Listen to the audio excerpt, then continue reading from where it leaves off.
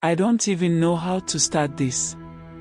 Bukola is my neighbor here in Ibadan. She's 55 years old, a very strong and hardworking woman. She has only one child, her daughter, Remi. Since her husband died over 20 years ago, Remi has been her entire life. I still remember when her husband died. Remi was just about 4 years old. His family came and took everything from Bukola, their car, land, even the furniture in the house. They left her with nothing but a small nylon bag and a crying child. Since then, she started from scratch. First she was selling food by the roadside, later she became a tailor. Whatever it was, she worked hard. And somehow, she managed to train Remi from primary school all the way to university. She paid her school fees, accommodation, textbooks, everything. Even when Remi randomly asked for money for trips or new phones, Bukola would find a way. She might complain a little, but she would still send the money. Sometimes she even had to borrow to meet her daughter's needs. I really respected her. She never remarried. Said her husband was enough, and that her life now belonged to her daughter. Anyway, that day, I came to return the food cooler I had borrowed the weekend before. It was in the evening, electricity had just been restored, and I saw them sitting outside under the guava tree having what looked like a casual conversation.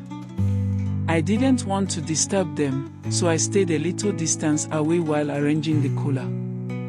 That's when I heard what they were talking about. Bukola said something like, "I know you'll take care of me when I'm old. All this suffering won't be for nothing." I smiled when I heard that. She sounded so sure, and so full of love. But what Remi said next shocked me. She said, clearly and without hesitation, "Mom, please don't expect anything from me. I didn't ask to be born. If you decided to suffer, that was your own decision. You should have planned for your retirement, not place it on me." I froze. I thought maybe she was joking, but she wasn't. Her voice was serious. I looked up and saw Bukola's face.